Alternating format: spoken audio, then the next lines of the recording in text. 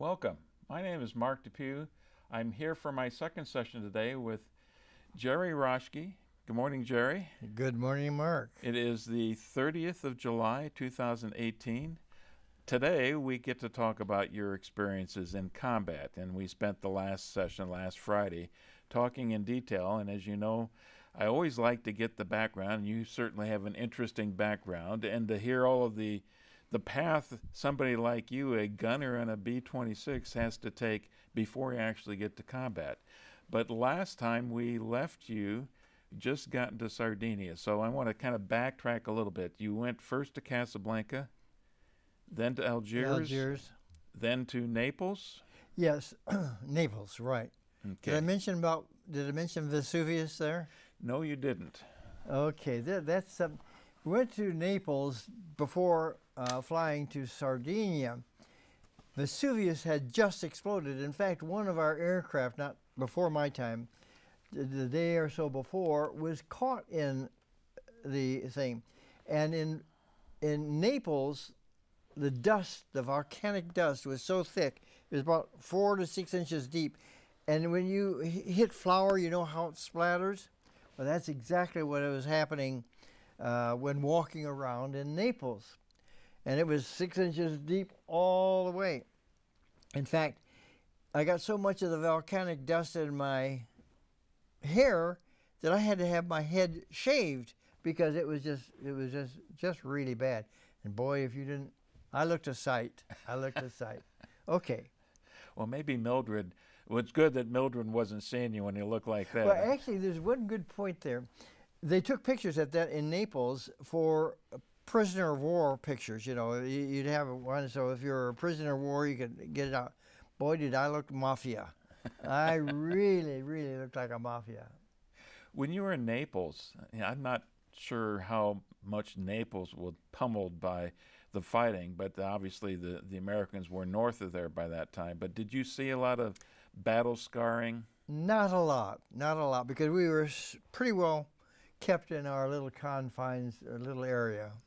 So Okay. we didn't get into Naples at all. I don't recall.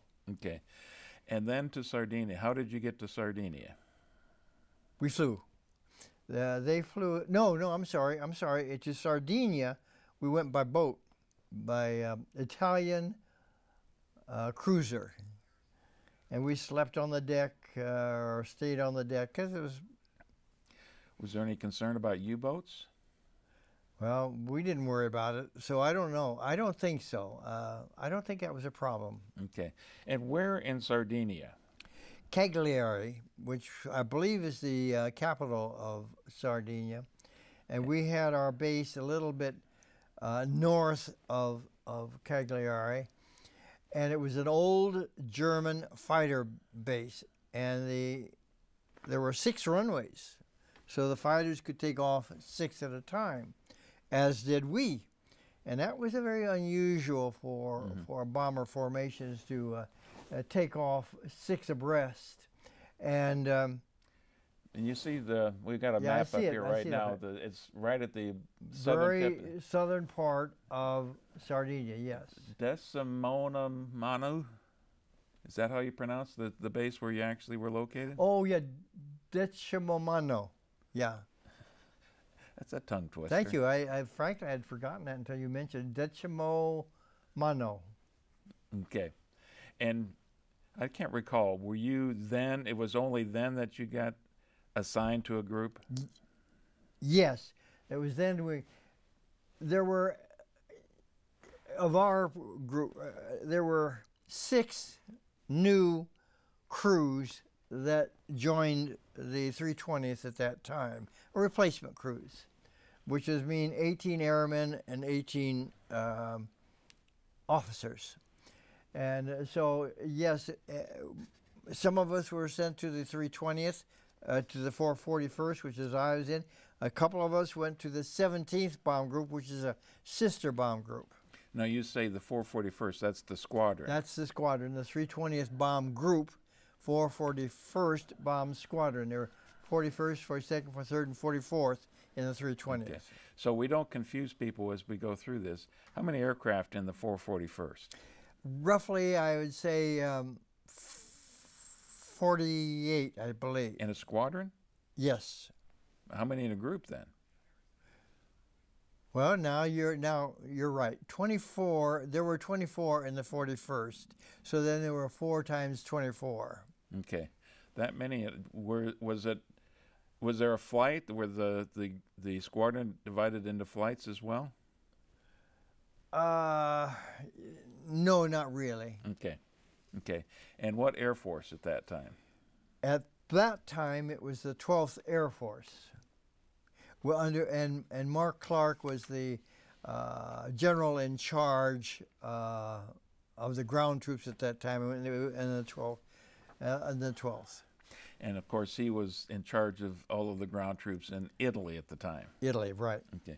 Does that mean that that's initially the combat that you'd be supporting was Italy, or some missions into France as well? No, not well. Yes, both. Both Italy and France. We primarily were after bridges, marshalling yards, frontline troops, things of that nature. And we had, I didn't realize it at the time, but I found out later that we had the highest accuracy rate of any bomber group, medium bomber group around. And we were called on by Mark Clark, later General Patch, later General Patton, to bomb for their frontline troops. And Go ahead. No, go ahead. Well, we're going to get to a very detailed story here in a little bit about the importance of accuracy here. But before we get there, I wanted to ask you about the typical tour. Now, we hear so much, and I grew up hearing that 25 missions in a B-17 early in the war, and you got to go home because practically nobody survived 25 missions. Well, and I think then they bumped it up to 35. 35? And I believe that's what we stood with the heavies. And initially, when we went there, they said, well, maybe 50 missions. 50 missions for the twin-engine bombers. Yeah. And then it went to 60 missions. And I hit 61 before they sent me home. Okay. Does a guy like you think, this isn't quite fair? They only have to do 25, 30, 35 missions? No, because the heavies had it bad. First of all, the heavies were over enemy territory a lot longer than we were, and their missions were probably about twice as long as ours. And so, no. Yeah, maybe I wished at one time or another that we had only 35 missions, but when you stop to think about it, they had a pretty tough time. The heavies had a pretty tough time. Well, that's not to say that the medium bombers didn't have a tough time. No, we had our time, but they were over enemy territory a lot longer, and they were subject to fighters a lot more than we were. Well, one of the reasons we didn't have as many fighters after us as the heavies did is that we were almost as fast as the fighter aircraft. And so they had a heck of a time hitting us, and we flew such close formation, wingtip to wingtip, that we had a great fighter defense. Mm-hmm. Okay.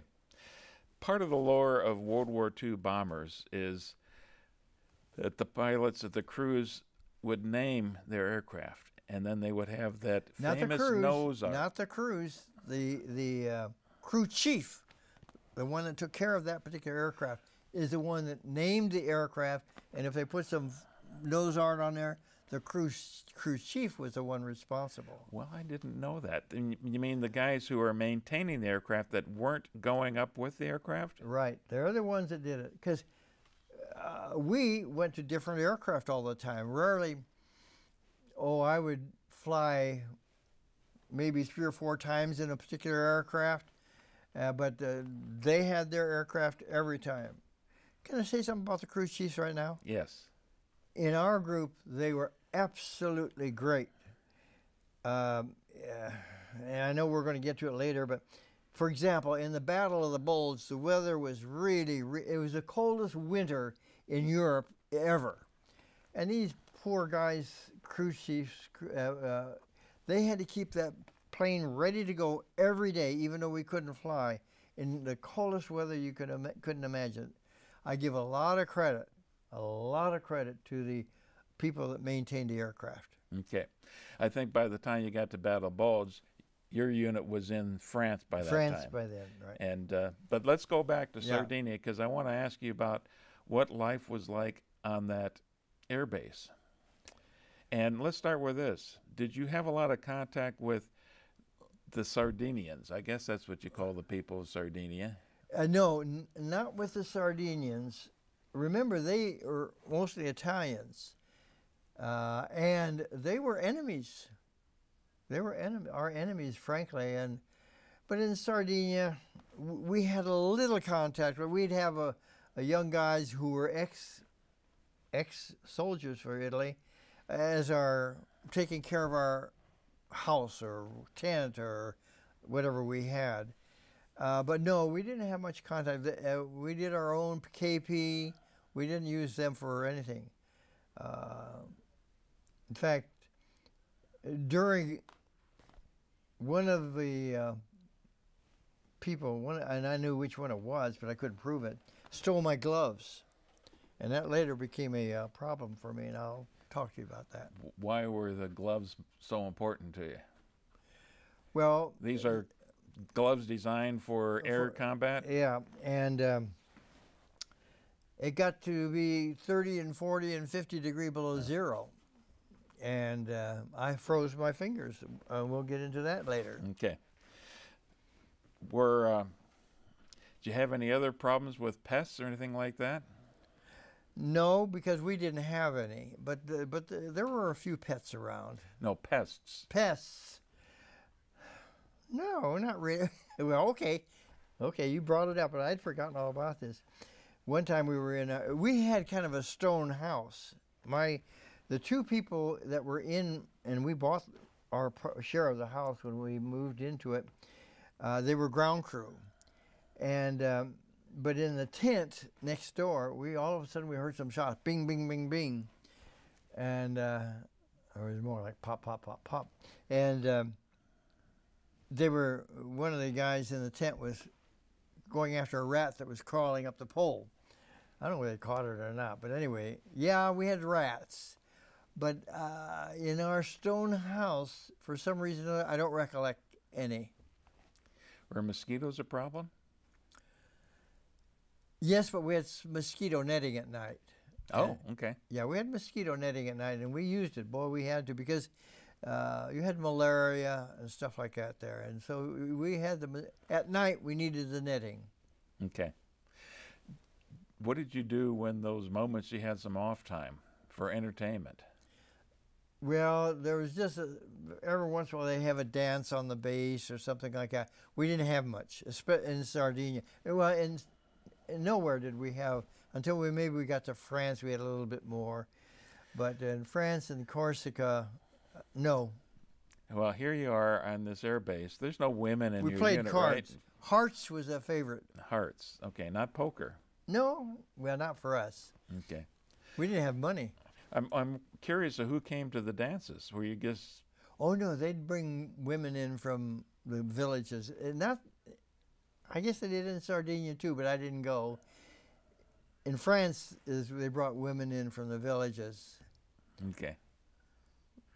And I'm not going to go into detail there. Darn it. Okay.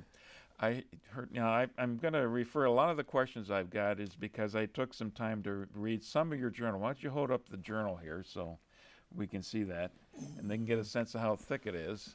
Yeah, this is first journal, and that's me at 3 years old. And you mentioned before we started today you're working on your second journal. Yeah, I'm working on my second journal.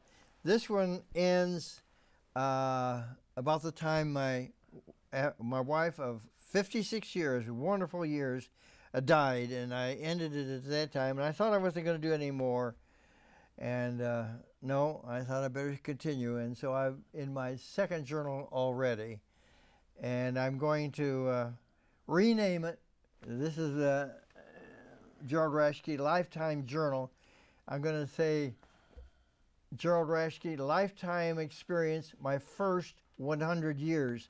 And in 6 years, I expect to finish the second one. You're an optimistic man here. Yep. I love that spirit. Okay. Did you have a chance to hear Axis at Sally? Oh, she was great. Oh, she was great. That was the best program we had.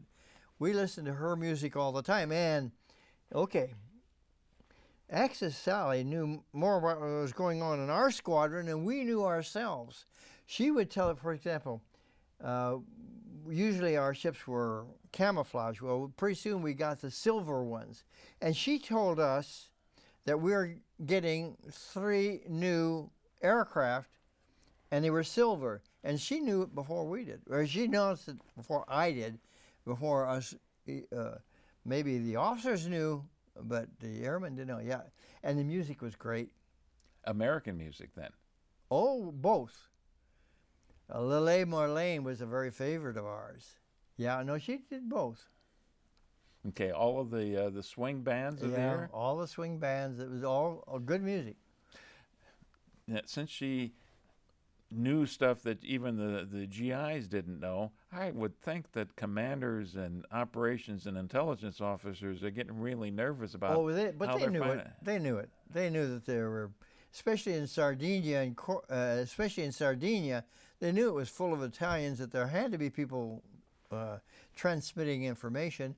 Corsica, I don't remember too much, but in Sardinia, it was full of Italians, and of course they fought with and against us, and so there were plenty of spies giving the information, and yeah, the officers knew about it.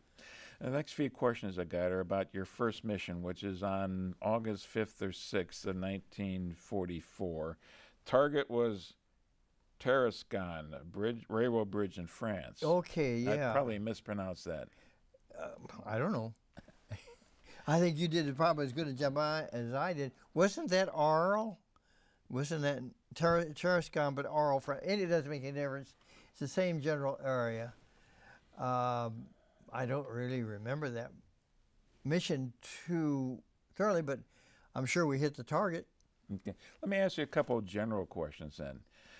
You enlisted right after you graduated from high school. I didn't enlist. They drafted me. My draft notice. I was graduated on June 4th, and then June 11th I was in uniform. So here's the question: you spent the next year getting ready for this moment. Yeah. What are your thoughts when you're going on that first mission? I was probably apprehensive, the first mission, but probably more so, I was excited. I loved to be flying, and that's where I wanted to be. And so I would say, yes, I was apprehensive, but at the same time, it was probably very exciting. The fact that my whole tour was exciting. When you were reflecting, maybe you didn't want to reflect on things too much, but were you concerned about dying or more concerned about being injured severely?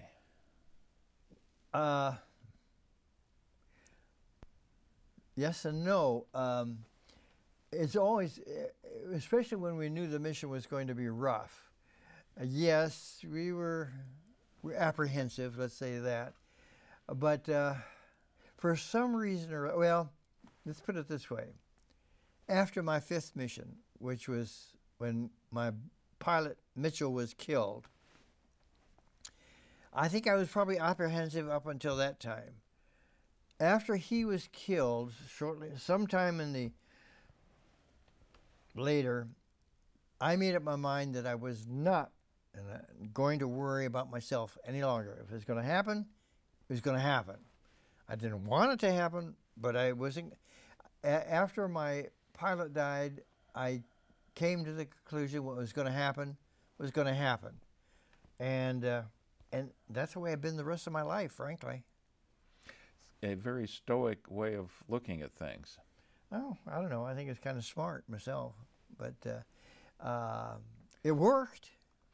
Now, a lot of combat veterans talk about the experience of being in units, and that camaraderie is very tight, is very important, and yet you get the new replacements, and some of them say they don't want to get too close. Well, not only replacements, even in the old timers, we didn't get. For example, very few of the people did I know by first names. We didn't get close. We knew them, other than our own crew. I don't know that I knew any of them by their first name, and we didn't get close. We didn't want to get too close because, other than our own crew,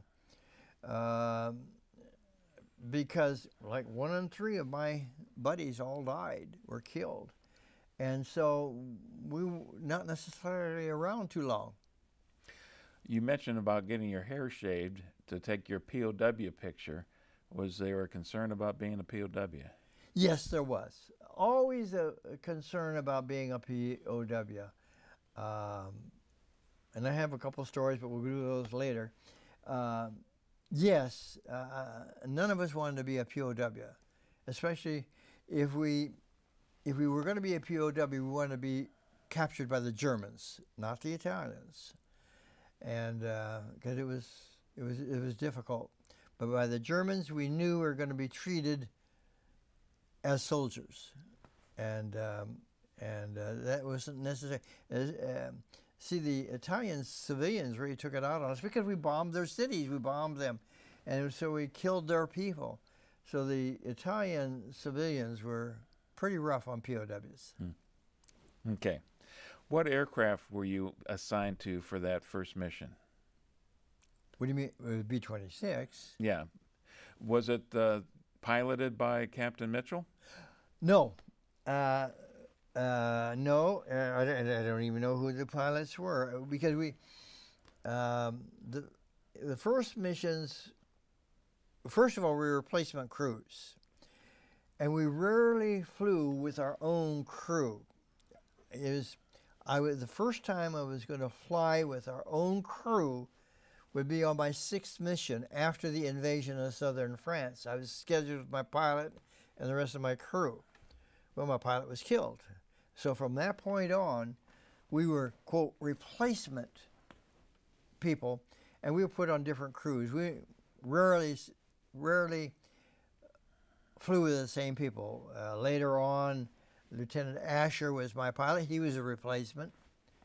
And I flew in whatever aircraft headquarters put me on. Were you okay with that, or was it? Yeah. Well, we knew we were replacements. Like I say, I am sorry that my pilot was killed, and we would have flown with him. Yes, that upset me. Mm-hmm. My pilot being killed probably upset me more than anything else during the war, because he was a great friend, a great pilot, and it shouldn't have happened. Mm-hmm. That first mission in the book, in your journal, you described it as a milk run. What does that mean? It means no flak, no fighters. In other words, we got up, flew our mission, dropped our bombs, came back home, no problems. Okay. You've already talked about this a lot, but August 15th, that's the Operation Anvil. That's the invasion of southern France, right. And that's the day of the 5th mission, isn't it? Yes. Okay, walk us through that mission. That was kind of fun because when we were flying from Sardinia to France, and we were approaching the coast of France, I'm telling you, the water was covered with boats and stuff, the invasion forces and stuff like that. And of course, we bombed ahead of them. And there were no other aircraft but our aircraft in the air. The fighters were all over, so there was no German aircraft, no German defenses. And on that mission, so far as we were concerned, we had no flak. I think it was a milk run. I don't remember exactly, but I'm pretty sure it was a milk run. We bombed, it was in Arles, France, and we bombed a bridge there, which is one of our primary targets, and came back home. But, can I tell about my pilot? Yes. It was a night, by the way, we were taking off 6 abreast at night, And my pilot was in one of the leads. He was the squadron operations officer, the squadron commander, and one other major officer of the thing, and the top gunner were all on this crew. My pilot was co-pilot. And they crashed into a mountain, exploded, full bomb load. On takeoff? On takeoff. Which is not unusual, but we didn't know what it was. Later on, we found out that Captain, I think it was a Captain Trump, lieutenant or captain, was one of the lead pilots, had flew the night before, but he insisted on going on the mission. And I think I mentioned last time that if you didn't have a good pilot, you were dead. And that was true here. He was not in top-notch shape. And then we didn't learn this until a long time after the war, in fact. We didn't know what happened, but I learned out after the war that he had the flu, and that's probably the cause of it. Are you telling me that you didn't know that your very close, the man you really respected as a pilot had crashed and died? No, we didn't know. Until we you got back. We knew that 3 aircraft crashed on takeoff, and he was one of them. So only when you got back you found that out? Yeah. And I think I read that then you were part of the search crew to go looking for them? Yeah, I didn't like the... okay, I'll mention it. I was scheduled to be with Bitch the second mission that day, and instead I was part of the search crew, major search crew, that see if there was anybody around that could be alive. Well, they were all. Can I tell you what I found? I shouldn't say that. I don't like to say. No, I'm not going to say it. Okay. It's too gruesome. What we found up there, and it was just too good. It was a horrible, horrible mess. Well, let's just suffice it to say that you did find some remains. Yes, we found some remains, and I just do not go into it. Okay. And it was not good. And it was after that moment that you took a different approach to how to deal with life, huh? Yes, it was sometime after that. I can't remember, but it was almost immediately after that I said, okay, he's gone. I'm not going to fly with him. And I actually refused to worry about myself thereafter. Had you ever flown a single mission with him as pilot? Nope, never. I was going to, my second mission that day was to be with him first, the first mission as a pilot. Okay. So this was two missions in one day. Oh, yeah. Yeah. Did you go on that second mission? No, I was going after, I didn't have a crew. Okay. And so we went into the search mission instead. One other question here in reference to that mission. And again, this is the launching of Operation Anvil, the southern France invasion. How impressive was it? What are you thinking when you see this huge invasion fleet? Oh, it was fun. I enjoyed it. I mean, it was really, really impressive to see all of those boats. And of course, the men hadn't started landing yet, and the battleships and cruisers were lobbing shells into the coast, and then we were bombing it. There was so much going on, and I was in the tail. People in the waist could watch what was going on better than I could. You get a sense, I would have to think of the incredible productivity of the American manufacturing world at the time, the arsenal of democracy. Yeah, but remember, that was pretty much, well, I won't say the beginning of the war because that was later on, but remember, we didn't have anything. We didn't have anything at the beginning of the war. And then we started our production.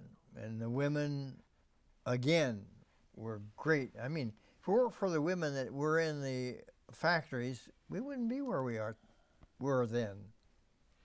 And that was, what, just 2 months after D-Day? The D-Day. Now, every major campaign is considered D-Day. No, but yeah.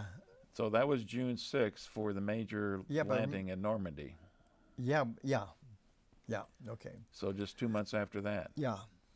And I'm sure a lot of the ships involved with with the Normandy landing were supporting this operation as well. I would assume so, but don't know. Okay. Okay. You said already that there wasn't any flak that day that you No. recall? Okay. August 20th, that's your 6th mission on a gun positions near Toulon. Oh, okay.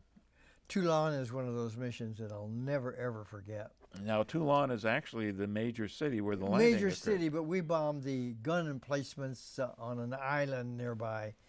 And so what we call it the Toulon mission because there were hundreds of guns shooting at us at Toulon. By the way, many of them manned by women, German women. And they were good shots. They did a great job, too good a job. On that, on the Toulon, we lost 3 aircraft. You've got some aircraft blowing up photos, but we lost 3 aircraft, and being in the tail, I could see where they were coming in. I could see one gunner had us in their sights. You're getting closer and closer and closer. And I would be on the intercom, and I had told the pilot what I thought. And boy, one of them was getting big. I said, we heard bombs away, and I said, let's get the hell out of here. Excuse me. And the pilot put it in a power drive. I mean, he really went down. We were redlined at 300 miles an hour, and we went over 300 miles getting out of there. But just as we started going down, the anti-aircraft shell went off. We ended up with 200 holes in the aircraft. Didn't know that at the time. But the pilot was able, nobody was injured. No one was injured. I had flak hitting me, my helmet, my flak suit, as did the others. And but the pilot controlled the ship, and he felt we couldn't get it back to Sardinia, and we landed in Corsica. And he did a good job of landing. It was on a short airstrip. We couldn't take it back off because the airstrip was too short to take off. And I think it was a C-47 came in and took us back to Sardinia. But eventually that plane flew again. The ground crew would come there and patch up the holes and So they actually brought the ground crew from Sardinia to Corsica to fix it up. because that was their ship.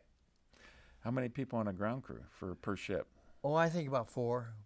There would be probably the engine, be 1 or 2 engine people, and the gunner people. For that many holes in the ship, you had to be thinking somebody's looking out for us. Well, yeah. This will come later, but any aircraft I was on through my 61 missions, and we were knocked down, we were forced down 3 times. We had a number of holes in our ships. So nobody was ever injured or killed on any aircraft that I was on. So that's the way the ball bounced. Yeah, I'm sure if you stop and think, and you've already said you didn't want to stop and think, but fate plays a peculiar hand sometimes. Yeah, there's no doubt in my mind at all about that. Yeah. None whatsoever. Okay. August 29th was your 9th mission, and I think that's an important one. This is a railroad bridge at St. Donna Piatti. Okay, in Italy. What else did I say about it? It was all about the accuracy of that mission. Okay, well, it was a railroad. It was a bridge. Railroad bridge. I don't remember that one specifically, but by the way, the photo that's on there now is Lady Lynn, and that's way after my missions were over, by the way, if you want to put that at a different spot. Okay. But anyway, but we had the highest accuracy record of any medium bomber group around.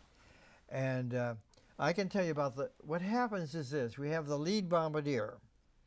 He releases his bombs. And we have on bridges, we have a very tight formation, wingtip to wingtip. When the rest of the people that would be bombardiers would see that first bomb go out, they would release theirs. And so all the bombs would be in the same general area. And if the lead bombardier hit it right, we knocked out the bridge. That's all there was to it. Once in a while, he didn't get it right. Once in a huge, great while, he didn't get it right. And we would miss it. Well, I've always been curious about this, watched too many war movies, I guess, and I knew that was generally the case. That lead bombardier is in command of the aircraft at the time, right? Yeah. Yes. Oh, absolutely. He punches the button, or he releases the bombs. Does he deliberately kind of lead the target a little bit so that the mass of the bombs are going to hit at the same place? Oh, well, yes, because when the bombs are released, the bombs follow the aircraft to the speed, because we're flying around 200 miles an hour.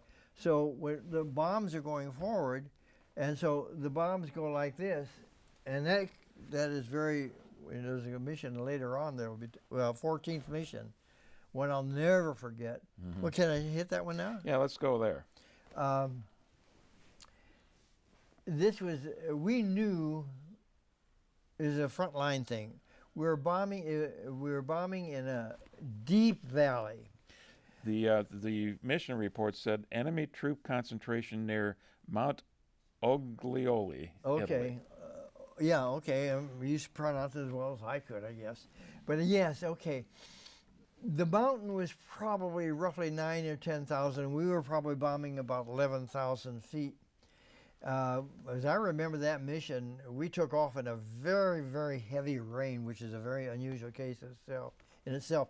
And we were on a frag mission. Now, frags are bunches, well, they're not small, but roughly about, I guess, about 50 pounds each in a cluster. And they're altitude sensitive. And so we released the bombs, and they were going like this, and usually they keep on going. Well, they got to around the top of the mountain, and they just practically stopped. What we didn't know, which is very unusual, that there was a heavy wind, and the bombs almost stopped going forward and was bombing straight. And we knew we were bombing our own troops, and it was everybody that was on the flight. When we went back in the trucks, usually we're boisterous, but no, we were very, very quiet because we knew we had killed a lot of our own people. And we got back to interrogation, and that's about a couple hours later. But the first thing we heard, instead of the casualty reports, General Mark Clark congratulated us on a job well done, and we had no idea what happened. Well, it wasn't until later that we learned that the Germans had captured the area that our people were in, and we got them instead, and then our troops were able to go forward and take the place that they wanted to in the first place. Fate once again. Yeah, fate. Well, believe me, we were real happy because, boy, you see, and another factor there is that we were bombing for Mark Clark, General Mark Clark, General Patch, General Patton later on, and they were in direct contact with our interrogation, our headquarters, when we were bombing the front lines. And I imagine they went through intelligence channels to get that information to you. Yeah, it was very quick. I mean, it was very radio information. Sometimes we were in practically on the bomb run, and we were called off for the same reason, or for one reason or another. So we were a mission, or they would change us to go forward, which we could usually do. And so they called the shots. The generals on the ground and the front line targets. The generals told us what to do, and we had missions called off. We were ready to bomb, and the mission was called off because our troops had taken the area. Did you land with the bombs then when you came back? Oh yeah, we landed. Well, sometimes yes, sometimes no. Sometimes they'd give us another target to hit, and we would go after another target. But once in a while, a couple of times, we came back with bombs. I would imagine that, let's presume the worst, and you had killed a lot of Americans because of whatever, a series of miscommunications, changing in the weather, whatever. And the airmen know that. That's a pretty heavy burden to bear for the rest of your life. It is.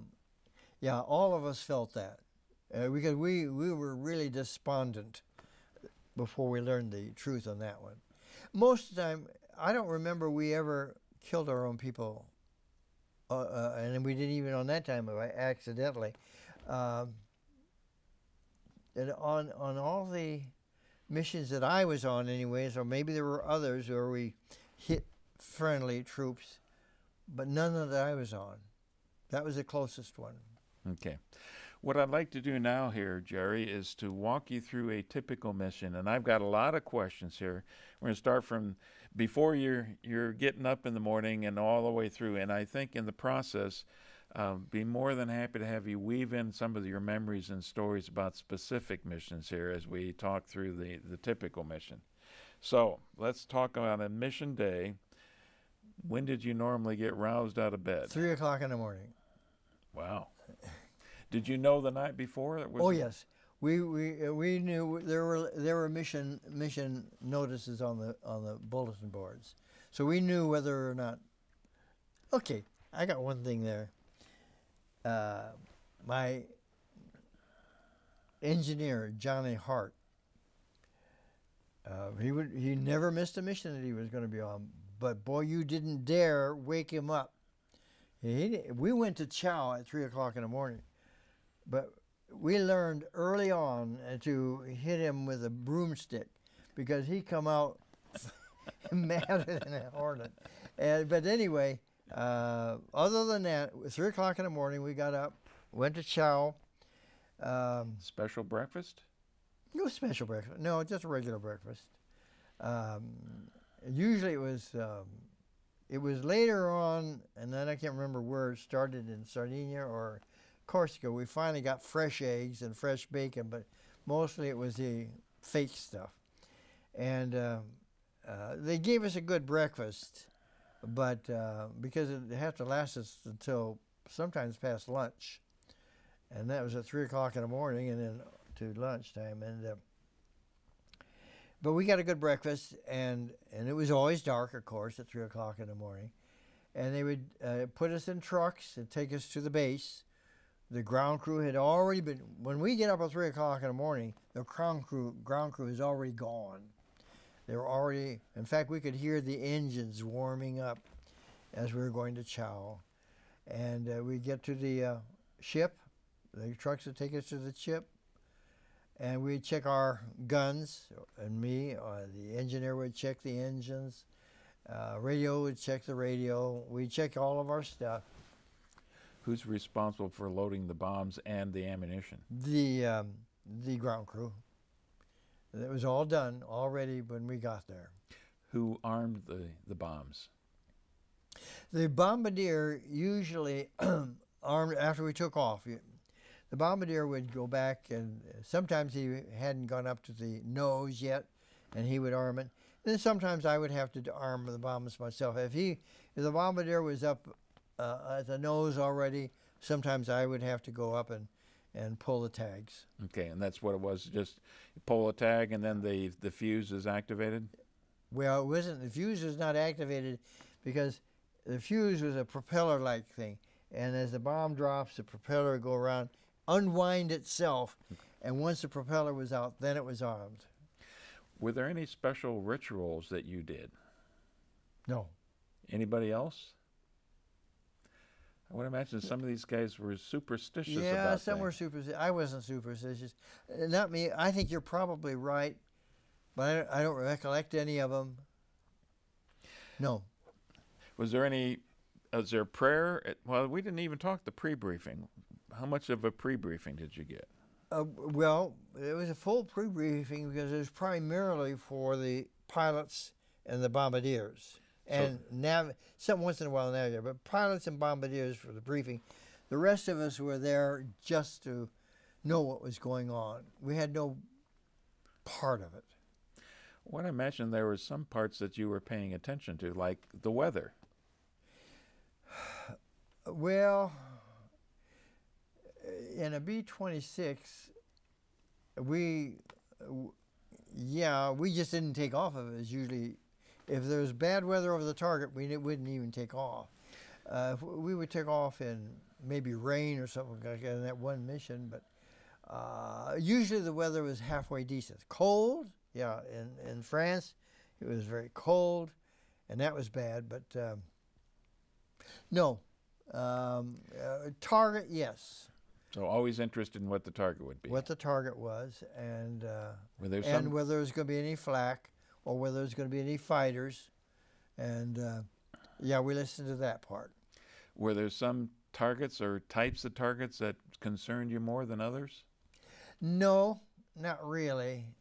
No, no targets, unless there was a heavy flak like in Toulon. The flak was heavy, and later on I'll get into others, but if the flak was going to be heavy, yeah, that concerned us. But no, targets itself, no. Was it the night before that you learned which aircraft you're going to be assigned to? No, we didn't. Yes, I'm sorry, I hadn't stopped saying. Yes, we knew what aircraft we were going to be on. Was there a prayer at the end of the briefing or any kind of religious service before each mission? Can't remember. I would assume yes. I'm going to assume yes, because in those days, almost, well, not much of a one, because there would be some Jewish people there.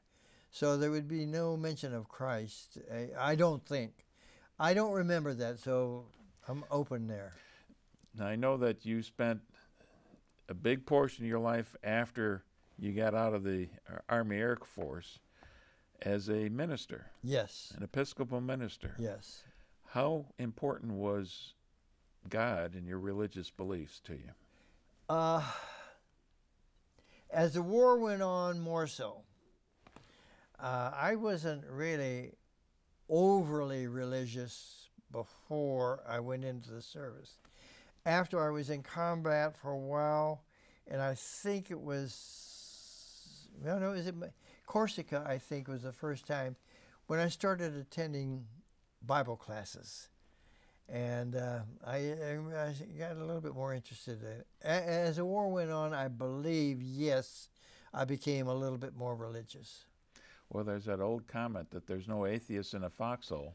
Well, that's true. And I would assume there's no atheists in a B-26 that's motoring down the hair strip. I think it's a point well taken. I can't recollect that there was an overabundance of religiosity. At the time, we did have our Sunday, the chaplains had their Sunday services, and most of us attended a service if it was close by. Do you ever recall saying a quick prayer when you're in the aircraft? No, I didn't. I don't remember it, let's put it that way. Now, this has occurred to me. You're the tail gunner. Tell me about the tail gunner position. I mean, what position were you in? Were you crouched over, or you laying down, I was or what? kneeling, and that's pretty hard on the knees. Usually kneeling. However, it was room enough that I could sit down until getting close to target. But once you get to target, you're on your knees. How much visibility do you have? Well, I had 2 side windows and a front window. I had good visibility. And when we came off a target, I could see the ground easily. Okay. So, I mean, what angle here? Was you looking down, or did they have some plexiglass pretty much underneath you so you can see aircraft No coming plexiglass underneath me. Just the side of me and the tail gun, just side windows and the front window. Okay. So somebody can sneak up underneath you pretty easily. Well, we had other people. Yeah, I mean, the bombardier could see somebody coming. The pilots could, and the radio man who was in the side could look at the sides, and the turret gunner, the engineer gunner, could see above. So we saw all around. Was it radio silence until you got to the target area? Yes. Yeah. Okay, I need to back up a little bit. I want you to tell me about taking off and getting into the formation. Okay, that's a good question. the B-26 had to take off at a very high rate of speed, especially with a full bomb load, and it range from 120 to say 150 miles an hour takeoff speed, and very, very fast. And the engineer would usually sit right in back of the pilot, and is very close. And I always like to sit, kneel, or stand on the step between the pilot and the co-pilot and watch the takeoff. The radio man was always in his seat, and the bombardier is in one of the seats, because the bombardier didn't go forward until closer to target, because, well, he just didn't. When we went over enemy territory, the co-pilot had to put his seat back so the bombardier could get in there. And so the bombardier would go when he felt he should, no specific time. Once we got over enemy territory, the bombardier was always in place. But takeoff, I love to watch the takeoffs. And we were just in place. And then in Sardinia, taking off 6 abreast, we formed up quickly. That was the reason that you had 6 going up at the same time? Sure, we could form up quickly. We didn't use up so much gas that way, because we had a long ways to go to targets in Italy. And so, and that's one of the reasons we moved to Corsica, because we had to be closer in. And we formed up fast, usually 9 ship flights. We got a picture up here what a formation might look like. You said 9. That's what we generally look like.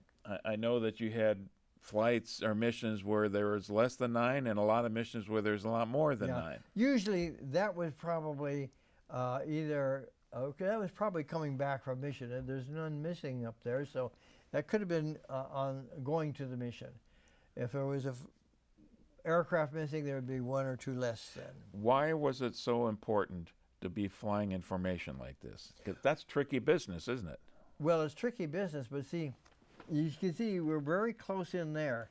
That would be mostly a bridge thing. Now, because we want to be close in and have a close-in target. If we were hitting a marshalling yards, we would be strung out a little bit more than that, because marshalling yards is spread over a greater area. And if we're hitting frontline troops, we would spread out even more. It depends upon the target. Okay, where would you want to be in the formation if you had a preference? Oh, lead, naturally. That first aircraft. The first aircraft. But you usually, unless after I had a lot of missions and stuff like that, and became squadron gunner, so I got into lead ship more often. But more often than not, I was in the middle of the flight. Wasn't it more dangerous to be in the lead aircraft? Well, yes and no, because that's where all the anti-aircraft was aimed at, but they didn't always hit the first aircraft. I mean, very few lead aircraft were shot down. Okay. I know there's a huge variety, but what was a typical range, the distance from the target? What do you mean by that? From the time if you're leading Sardinia, how far to get to the target? Well, it depends upon how far we had to go. But usually, let's put it this way, the bombing, the bombardier leading us in, usually the bomb run was about a 5-minute bomb run where the bombardier had control of the aircraft. And we had to fly straight and steady so that the bombardier could get everything in. And he controlled the aircraft. My question, though, is how many miles before you got to the target? Depending on, in Sardinia, we went 500, 600 miles. Okay. Because we were up north, we'd hit the Brenner Pass from Sardinia, and that was a long way. That'd be about a 5 or 6 hour flight total. And figure it out for yourself. Say 200 miles an hour average, and we were gone about 6 hours, 3 hours each way. Figure it out. Well, here's a peculiar question, but 4 hours into it, and you need to relieve yourself. Well, we had a pitot, what they call pitot tube, P-I-T-O-T tube, if you had to. But for some reason or other, I never did. Now, today, it'd be a lot different. But I mean, I never had to. But yes, there was a tube that you could use if you had to. Okay, now I think I'm going to trigger some stories here, these next few questions. Which concerned you more, flak or enemy fighters? Flak, because there was a lot. As the armed forces, as the Allies moved, say, north in Italy, the one thing the Germans really took with them were the big guns, the 88s and 105s, and those are the big anti-aircraft weapons, also ground weapons, but to us they were anti-aircraft. And they would always take those guns. So the longer the time went on, the more time that went on, the more flak we had. And so, remember I mentioned that we were so fast that really not too many fighters came out, and we had a great fighter defense. You saw how close that was. There's a lot of firepower in that area. And I'll mention two things. One, we had fighter escorts on occasion. P-47s, but the 47s didn't do it too much because we were almost faster than they were. P-51s, yeah. And the ones that we liked to see best were the red tails, the black outfit. They were great. In fact, if we'd see German fighters off into the distance and they would see the red tails, they wouldn't come in. The German fighters would never come in when we had the red tails. But we didn't have fighter escort very often. And so... Before you get past the red tails, that's the 332nd Fighter Group, I think, is what you tell me, I don't know. And I saw this in your article, the Abbeville Kids. Oh, the Abbeville Kids was Goering's crack fighter outfit in Abbeville, France. Okay. And the one time we were hit, and I'm saying presumably now because so far as I was concerned, it was the Abbeville Kids because they were identified by the yellow noses, and they were his crack outfit. There were about 20 all told hitting all of us, but of our group, 12 hit us, and when we got 9 of them, I got 1 of them. I'll go into that one because that's kind of a funny one. We got 9 of the 12 that came after our group, and I got 1 of them. And it just so happened that the engineer gunner on my aircraft at the time was an engineer gunner. It was his first mission, and I can't remember now what was wrong with his guns, but there was something wrong with his guns. Well, being armament gunner, I had to go back and get it. So we switched. I said, you go to the tail, and I'll take care of the guns. Well, I can't remember what was wrong with the guns, if anything. Probably nothing. But before we were hit by the fighters, by the Abbeville Kids, by the 9 fighters, while I was in the turret, and the engineer was in the tail, and he froze. He got scared, and he froze. There was one aircraft, one of ME-109, that was coming in after us. He froze. He never fired his guns. And I believe I can't tell what the German pilot had on his mind, but I think he felt that since I couldn't fire at him in the turret because of the cutoffs, there was a cutoff so that I didn't shoot off my own tail. So I didn't fire, tail didn't fire. So this ME-109 pilot came right up alongside me. Now this was not skill on my part, no way, shape, or form. He was a sitting duck, right off of my, at 9 o'clock. So I gave him a burst. I got him. I got the pilot. ME-109s were highly, had a lot of metal around them. So, but the pilot jumped up, slumped over, so I was pretty sure I got him, and he went into a dive. And I was too busy, we were too busy checking other aircraft, so I didn't see him crash. But another engineer on another ship, his name was Gene Folk, confirmed it for me that the guy went out of control after I lost sight of him. And that's all I can tell you about that. So somebody had to confirm that if you Yeah. you're credited with a kill? Yeah. I mean, it's just a possible, so far as I was concerned, because I didn't see the guy go down. But Gene, this other engineer on another aircraft, I didn't know Gene. I don't know. I didn't even know him very well, but he saw it go down out of control, and he confirmed it for me. Do you have any others that you knew that you'd hit the enemy Nope, aircraft? that was the only time we were ever hit. We were never hit by fighters after that. And ME-109s, that was the workhorse of the German Air Force. Yeah, there was one Focke-Wulf in the formation. I didn't see it, but they were telling me there was one Focke-Wulf 190? Yeah, and I didn't see that. I just saw the Messerschmitt. Yes, the German Messerschmitt was a great aircraft. How about the jets later in the war? The Germans started, I think it was the ME-262. We were very fortunate. Remember, the heavies were bombing the Palestine oil fields and hit the oil fields. We hit the marshalling yards so that they couldn't help their troops, you know. The Germans ran out of gas, and the pilots were short on fuel. The same with the jets. They could hit us once. In fact, they did. We were hit by the jets one time. 3 of them came out of they came out of the sun and knocked off 3 of us right now. And by the time they got around and come back, we could shoot at them. But then they didn't have any more fuel, so they had to leave. They would hit us one time. That's all the fuel that they had. And like I say, we were pretty fast, but not as fast as the jets. And so as a squadron combat instructor after that, or maybe before that, because we knew a little bit about them, we had to come up with a defense for the jet fighters.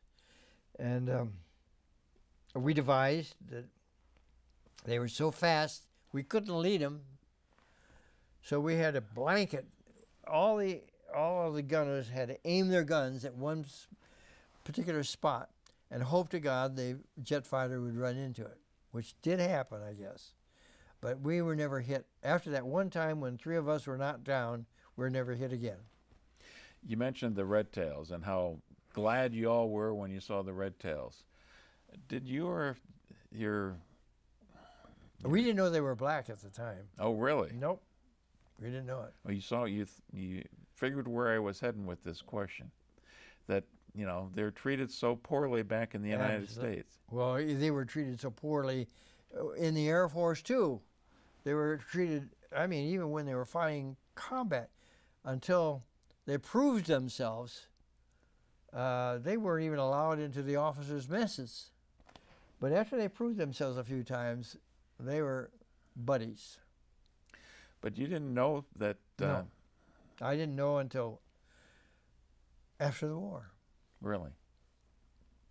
All we knew is when we saw the red tails, we were in good shape. And the red tails, literally red tails on the aircraft. Absolutely. Absolutely. Okay.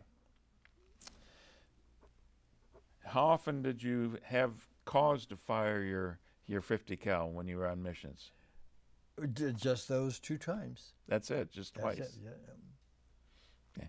An awful lot of firepower went up with those aircraft, didn't That's right. But see, I think it was, for example, remember I said the heavies were, we had a great fighter defense. We were so close in and had so much firepower that I guess they got wise. When I know that the German high command by that time of the war, we're talking 1944 and into 45, just to try to prevent as much of the bombing in Germany itself, and that was, as you said, that's the heavy bombers, so yeah, they were probably the primary target. Well, no, yes and no. When you remember, the heavies were over enemy territory a lot longer, but when they hit a city, like they were hitting Berlin or Essen or one of the big ones, all their firepower, flak was in that one area. Same way for us. Like we'll get into it a little later, the Breisach Bridge had over 100 guns defending it. And boy, it was a wicked place. And it depends upon the target. For us, if it was an important target for the Germans, well, they had a lot of guns firing at us. How many missions, percentage-wise, involve some kind of flak? Almost, as time went on, in the beginning, not too much, but once we got to Corsica, it was almost every mission had flak. But, like I said, we were fast, and the Germans, I don't know what their method was, but they would the flak would go off at certain altitudes. And if the flak was going off at our altitude, we were in trouble. But if it wasn't, we didn't get hit. Were you always flying at the same altitude, or No. did that vary from mission to mission? We would kind of start at 12,000 feet and gradually go down toward the target. We would bomb between 11 and 10,000 feet. Which sounds relatively predictable, easier for the flak crews to be Yeah, but they hitting. would say, let's say they would pick 11,000. If we were at 10,000, no. Okay. Unless the shell hit us by itself, and that would sometimes happen. And from everything you said, you kept that tight formation going into the target, Oh, had to. which makes you a nice big fat target. Yeah. Oh, yeah. Yeah. Well, I came back, our ship came back with a lot of holes in it. Did you worry as much about maintaining the formation on the trip back? No. No, we didn't have to worry about it. We would loosen up going back. Oh, unless we were over enemy territory. Okay. Now, you've said many times here, the B-26, you like the speed, you like the durability, but it was a bear to be the pilot. And I'm wondering, when you actually jettison all those bombs, you lose 2,000 pounds. That's got to be a challenge for the pilot to deal with suddenly. Oh, no. No, no. No? Why would you say that? Well, that suddenly the dynamics of the aircraft yeah, but are he different. knew what was happening. Oh, you mean over target and stuff? Yeah. No, he knew what was going to happen, and they had their control. Okay. I don't. Depending upon the target and the flak, sometimes we'd gradually come off target, or if it was flak was bad, we'd go fast and stuff like. It just depended upon the situation. Now, you've already described one mission where the pilot made evasive maneuvers as soon as the bombs were gone. Yeah. Was that typical? No. Well, we made evasive action, but not that time, because over Toulon it was horrible. Okay. Your reason for making these bomb runs is to get those bombs out of the ship and watch the target area. Was that something that you and the rest of the crew were watching the bombs go down? Most of the time, I'd have to say, yes, because we had to report back to interrogation later what we saw or didn't see, and but see, one of my very good pals, Blue. I don't know what his first name was. Blue is his name. He was a squadron photographer. He was a good friend of mine. And they had, I think they were called K10 cameras. I can't remember exactly. Big cameras. And Blue would, if he was on the ship with me, he would let me take some pictures on occasion. In fact, one of the pictures in the thing, one of the real good photos in the journal I took, I didn't see what I was taking. I just put the camera out like this and clicked it, pulled the trigger. Out the waist window, or? Yeah, out of the waist. Yeah, that's what we did. That's where he was. He was usually in the waist position, and but Blue took most of the pictures. A lot of the photos you see in there were taken by Blue. Okay, I know. Also, question on the bombardier: was he using the Norden bomb sight? The lead bombardier had the Norden bomb sight, and usually a backup.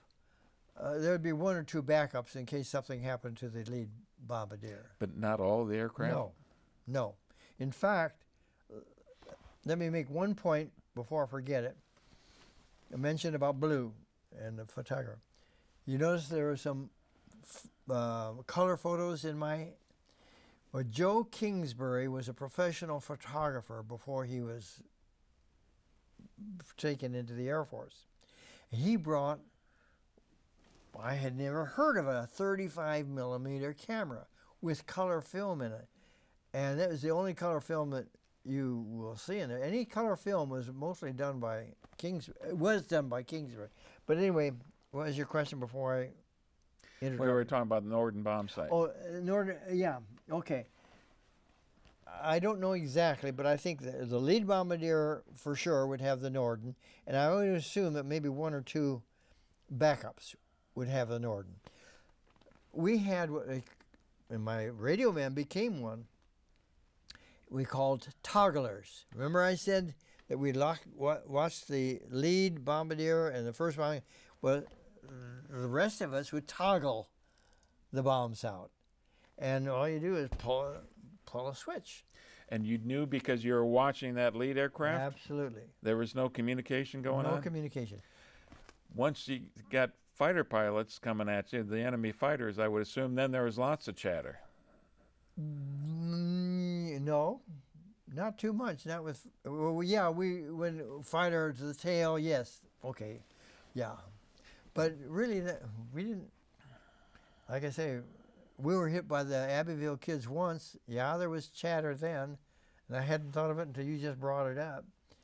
And then when the jets hit us, we were flabbergasted. I mean, we had never seen anything so fast before.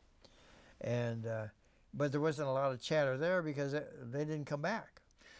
So there wasn't even internal to the aircraft? There was no communication within the crew? No, not unless we had something to say, had something important to say. A 5-hour flight of silence and oh wind. yeah, no, we didn't talk back and forth at all. Huh. No.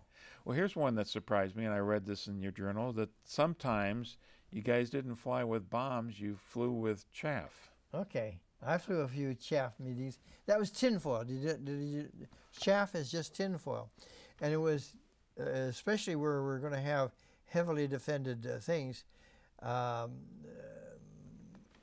you would go somewhere, you'd be ahead of the flight a little bit. Not a lot, just a little bit. And then we'd be in the waist windows just throwing out this tinfoil like mad. Well, it kind of screwed up the anti-aircraft gunners, supposedly. I don't know that it really did that much good, my personal opinion. Would you prefer to be carrying bombs instead of tinfoil? Gosh, I didn't want to carry chaff. Oh, yeah. Heavens, yes. Heavens, yes. Okay. Did the group typically take the same route back?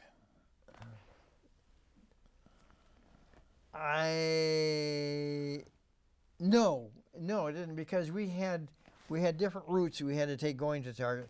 I would say coming back would be more or less a direct route. Okay.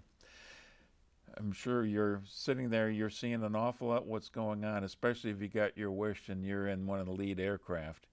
How many times did you see aircraft go down or aircraft get hit? Oh, I probably saw a lot of them get hit, including us. And we'd come off a formation, but we'd be under control. Toulon was the biggest one where we saw them go down in flames. And there were a couple of missions where Stuttgart was bad. But see, at the tail, you didn't see many go down. I didn't. Now that you mention it, I didn't see that many go down. But you'd find out about it once you got back to base, huh? Well, when you get back into formation, you know what there's a ship missing or something like that. Yeah. Again, that's got to get your attention. Not really. I guess we didn't pay much. Well, I didn't. I don't know about the others, but I didn't. No, because just because they pulled out, because it could be that they were somewhat shot up, but they'd be slower and join another group or something like that. Okay, let's get you back to base then and landing again. That was hairy. It was hairy. Oh, heavens, yes. I mean, a B-26 had to be flown into the ground. You did maybe the last couple of feet you might have pulled up and coasted in, but you're still coming in at roughly 150 miles an hour. And we had to have a long airstrip. Were there, if somebody gotten shot up, I would assume they got priority to land first? Yes, presumably. For example, on the one mission that we got shot up, we were coming in hot, very hot. Which means? We were flying in. We didn't go in for. Usually, you go in formation and go around the. We came in direct, and we because we were Asher didn't have a good control of the aircraft as much as he wanted, and then he got caught in prop wash. He could have landed okay had he not got caught in prop wash coming in too close to another ship, and we crashed with a full bomb load. With a full bomb load. Yeah. Boys, if you don't think we didn't get out of that ship fast. Because we didn't blow up. So we were safe that far, but we didn't know what was happening with the bomb. So we took off like greased lightning. In fact, I hurt my knee. The only time I've ever hurt. And I chipped this ring. And that's the only thing that happened. Well, tell me about the ring. My mother, this is my high school graduation ring. My mother took me to Brown Jeweler in Omaha, Nebraska to let me pick out my own ring. Pick this thing out. It's almost never been off my finger. Proud of your high school class. Well, it wasn't so much that as proud of the ring. Okay. Once you get on the ground then, mission debriefing? Yes. Now you said the briefing, it was primarily for the pilots and the bombardier. Yeah, but we all took part in the interrogation afterwards because everybody had a little something to say. But primarily the pilots and the bombardier would be the primary ones being interrogated. What kind of information I assume intelligence officers doing the debriefings. Yeah. What kind of information were they looking for? Well, did you hit the target as primary? What did you see on the ground? I have a story on that one if you want it. Yeah. And this may or may not be true. May or may not be true. I'm colorblind, and I think I mentioned that last time. I'm colorblind. Now, most of the people saw things on the ground that I did not see, okay? But obviously, I may have seen some things that they didn't see. And one mission, this is after we got to France, I reported seeing some ammunition piles. I put it to their occasion and hit the sack, and about 3 o'clock in the morning, I got called back to interrogation. They says, you reported some ammunition piles. Where? So I showed them. And I had enough missions at that time. I knew what was going on.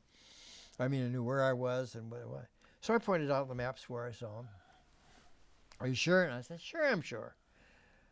So I went back to bed. Okay, I heard nothing more about it ever. But about a week or so after that, we had to hit some targets, ammunition dumps. And I wasn't paying attention, I guess. I didn't realize we were going back to that same area. And we hit 3 underground ammunition dumps there. And the smoke in there, maybe they'll show it in one of these, the huge plumes of smoke. In fact, one of our aircraft presumably was had holes in the ship from the explosion. And the only thing that comes to my mind, I have no proof of it, no nothing, is I was the only one that reported that area. And probably because I was colorblind. Anyway, they went back there about a week or 10 days later, and we really creamed them. We had 3, I don't know how many 100 miles away, we could still see those 3 plumes of smoke way in the air. You knew you were heading back to the same place that you'd seen the... I didn't realize at the time until after the mission. Ah, okay. How frequently did the group come back and had casualties? Quite often. Quite often. Most of the time, the first aid people were out there to take off the casualties. See, we were shot down and dead. In the plane, there were injured people. And I don't recall, well, maybe there were probably some dead ones, but I don't know. And if we were close enough to the base, some of us go out and help take off the injured. And yeah, there was our share of injuries. What happened to the injured? They went to the hospital. Was there a hospital right there on base? Yeah, close to, very close to. Yeah, yeah. We had good hospital facilities always by our bases. Complete hospital crew, doctors and nurses? With doctors and nurses, I don't know about complete, but I mean, they had some pretty good, because some of those guys come back and flew more missions. I'd imagine the nurses were pretty popular when it was off-duty time. I don't know. I imagine they were, but I didn't have, they were officers. We were enlisted men. There's benefits to being an officer. Oh, yeah. Huh? Oh, yeah. So, yeah, I would say so. I really didn't get to the hospital that often. I'd go visit some of my friends that were in the hospital and paid more attention to them than I did to the nurses, I think. Yeah. But, going back to the coming back, could you land a B-26 on one engine? oh, if you're a good pilot, you could. Yeah, that was done. You want me to tell you a story there? Yeah. It has nothing to do with combat. We were in training. I think I told you. Did I tell you about the one where my pilot shut off the engines? Yeah. Okay. Shut off both engines. Both are, and he landed. Yeah, it can be done if you had a good pilot. By the time we were in combat, most of the pilots were good. And as long as it was flying with one engine up to that point, I would say most of the time they'd be able to land it okay. Pretty rugged aircraft if it did take a lot of flak hits? Yes. Very, very, very strong aircraft. Because we came back with holes many, many times, and the ground crew just patched it up. Okay, we got you on the ground now. The casualties are taken off the field. You get back. What do you do to unwind after a mission, after the debriefing? Go to sleep. We went to bed. We hit the sack. And now, yeah, we just hit the sack. There was a tent usually where you could, in the very beginning of the war, when we were first there, you could come back and have a shot of whiskey. Well, Hart always got my whiskey because I didn't drink. And then, but a little later, then it was coffee and donuts, the Red Cross. And, but that wasn't really unwinding. When we got back to our tents, we would usually hit the sack because we were tired. There's a tiring 5 or 6 hours of intense. Yeah, I don't think that an average person quite can comprehend how much energy is sapped out of you. That's right. At doing that. Yeah, we were really tired. Okay. Was there an enlisted club? No, there's an officers club, but I never knew of an enlisted club. Speaking about officers club, my pilot, my bombardier, Joe Mirabella, Italian, spoke Italian fluently, especially when we were in Sardinia and Corsica. And two things. One, he was in charge of the officers club, and he would always go to Italy to get the booze. And they had a good club. Now, have you ever heard of the term Catch-22? Yes. Did you ever read the book? I started to. Okay. Now, this was not my bombardier, but what was the author's name? I can't think of his name. I hear it all the time, and I just can't remember. he put the crazy guy on that in that book, and Catch-22 was a bombardier, and the author knew my bombardier, and knew that he went to Italy to get the booze, was in charge of the officers club. So my bombardier was the guy. How do I want to say? The guy in Catch-22 was after my bombardier. It was totally fabricated because my pilot was a great guy. He was married at the time and very true to his wife, so he was not a crazy guy. Well, anybody who's watching this are going to have to run and get their own copy of Catch-22. But you hear the term Catch-22. Most people don't know where it came from.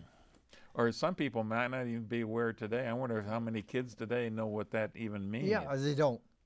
Yeah. Because very few people have read. I mean, that Catch-22 came out shortly after the war. Essentially, is you'd have to be crazy to do what they did all the time. Well, but if you're proven crazy, then you can get off the flight. Or something. I don't know. I read the book. I kind of think. I don't remember it that well, except I remember the crazy bombardier, and I said, "That's not Mirabella." But. Okay. Now I lost my train of thought. Oh, there's an officers club. Sounds like they got plenty of alcohol in the officers club. Oh, they sure did. There's no enlisted or an NCO club? Not that I remember. Does that mean to tell me that the enlisted guys didn't get the alcohol like the officers did? No, we didn't. Now, in France, our tent was next to the bar. Madame Monnier owned the bar next door to our tent city. Yeah, we went over there and have our wine. I don't know whether there's anything else besides wine or not. I would think you guys would be awfully jealous of those officers getting all that alcohol. Well, probably were, but they were officers, so they got it. So personally, that wasn't a problem for you? No, It wasn't for me, especially because I didn't drink. So maybe with some of the enlisted men, maybe yes. I don't know. Here's something else I know, and make all these assumptions, but it seems like almost everybody smoked. Yes. But the only time I smoked is when I didn't fly. Then I got nervous. When I was flying, I was fine. And I saved up most of my cigarette ration and took it back with me when I got back home and gave it all to my sister. Your cigarette rations. You were getting cigarettes? Rations, yeah. Regular cigarette rations. I think we got if I remember right, we got a carton of cigarettes for our rations every so often. And I can't remember how often we got them. What was the brand? All kinds of brands, but Lucky and Camel and Marvel, Chesterfields, yeah. I would imagine also that that might be lucrative trading materials with the local natives. If I wouldn't have been so darn stupid, yes, I would have been able to get a bunch of stuff, but I wanted to save the cigarettes for my sister, and you're absolutely right. I was kind of naive because I could have bought a lot of good stuff, especially in France, through cigarettes.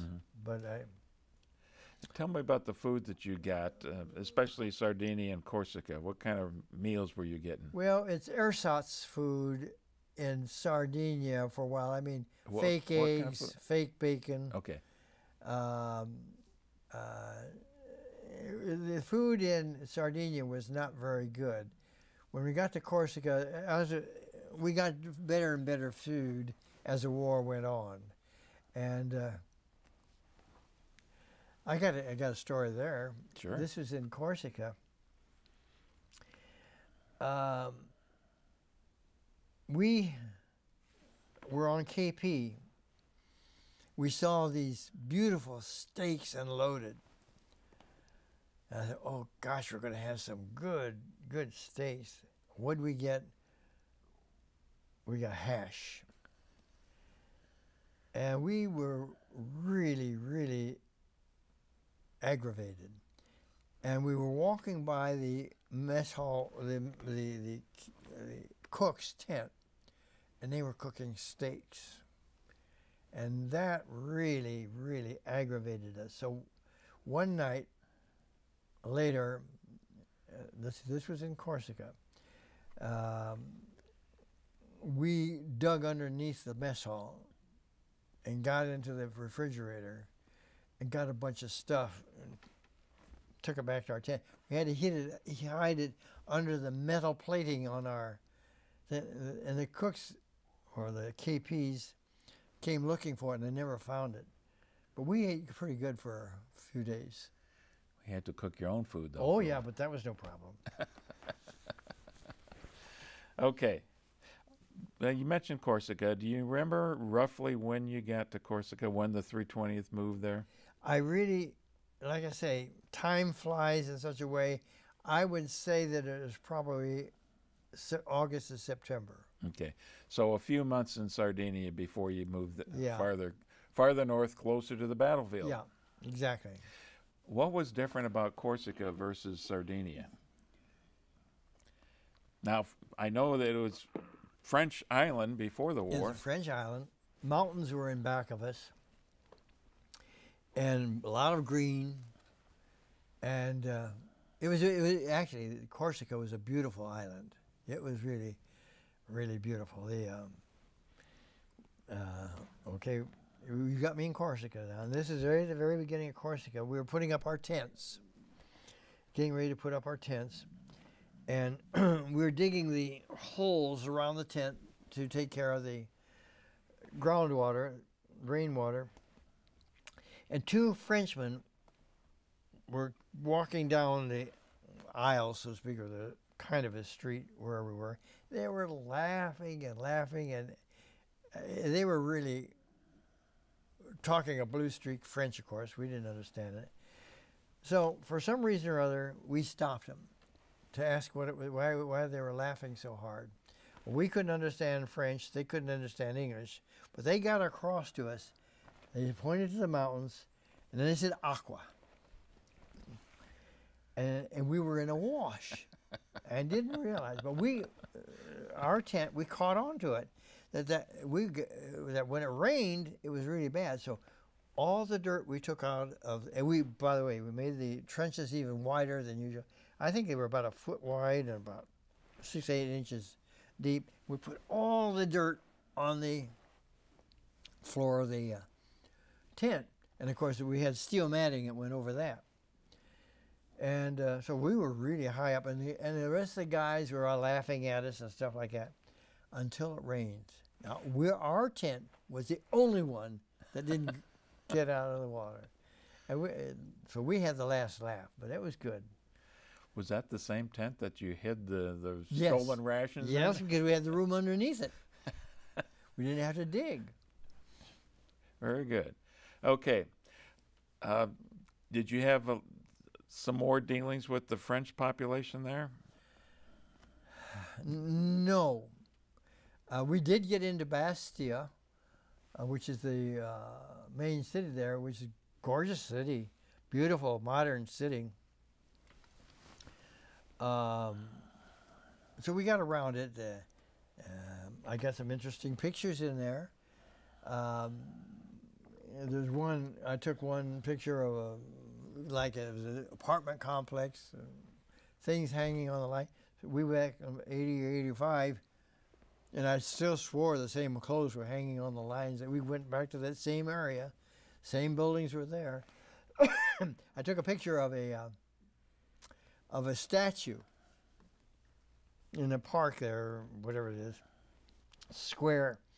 When I went back in 80 or 85, I can't remember which one, the statue was still there, but they were building something around it. So I had my wife take a picture of me with the statue. Well, she got a picture of me, but not very little of the statue. But anyway, statue was still there, but it was going to be covered up by buildings shortly thereafter. Okay.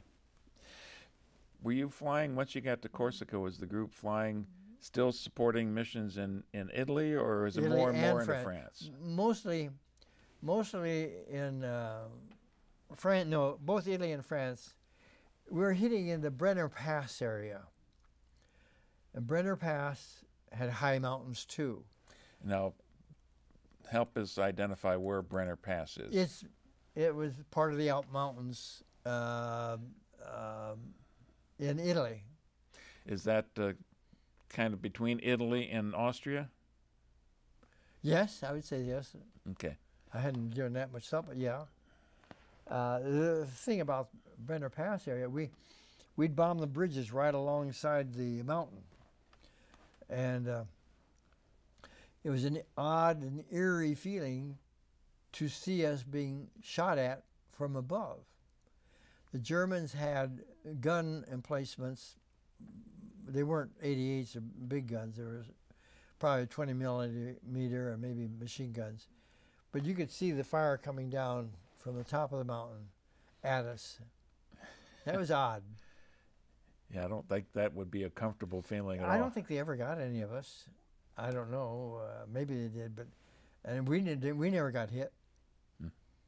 It sounds like you would have been lower than 10,000 yeah, feet we'd at be that time. usually around 10,000 feet. Yeah.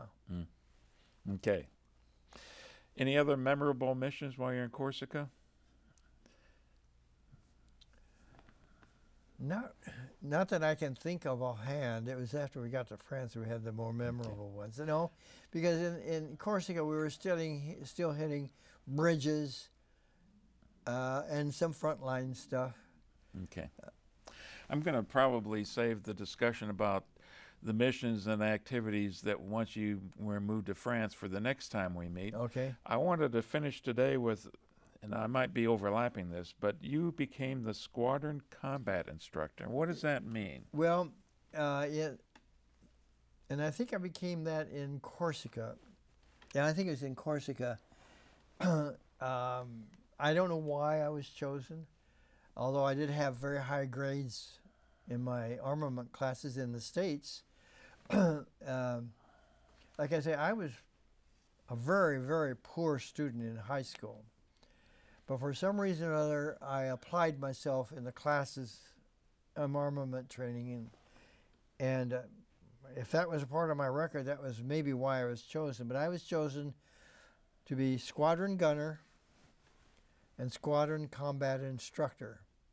And so I conducted classes, especially when we got to France, with the French. I had our pilots taught.